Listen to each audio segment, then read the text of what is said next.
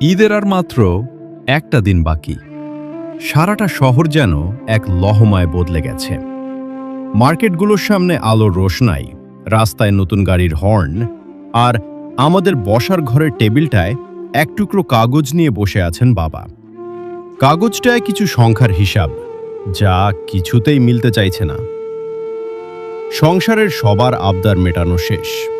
ছোট ভাইয়ের পছন্দ করা সেই জুতো জোড়া কেনা হয়েছে, মায়ের জন্য এসেছে নতুন সুতির শাড়ি, এমনকি কোরবানির হাটের মাঝারি সাইজের পশুটার অগ্রিম টাকাও দেওয়া হয়ে গেছে।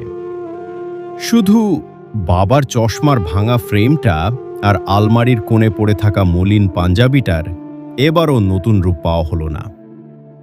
মধ্যবিত্তের ঘরে আনন্দগুলো খুব সস্তা মনে হলেও তার পেছনের দামটা অনেক চড়া।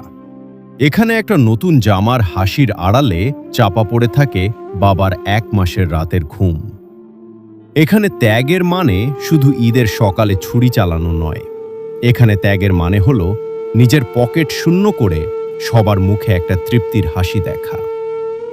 কাল সকালে যখন সবাই নতুন পোশাকে সুগন্ধি মেখে ঈদের নামাজে যাবে, বাবা তখনও হয়তো রান্নাঘরে ছাদ চুয়ে পড়া জলের কথা ভাববেন, কিংবা সামনের মাসের বাড়ি ভাড়ার হিসাব করবেন। অথচ ওনার মুখের দিকে তাকালে বোঝার উপায় নেই ভেতরে কত বড় একটা যুদ্ধ চলছে। আসলে মধ্যবিত্তের ঈদ কোনো আড়ম্বরে আসে না, তাদের ঈদ আসে ত্যাগের এক গভীর শান্ত চাদরে মোড়ানো অনুভূতিতে, যেখানে নিজের ইচ্ছেগুলোকে প্রতিদিন জবাই করে অন্যের বেঁচে থাকাকে সুন্দর করার এক নীরব আনন্দ লুকিয়ে থাকে।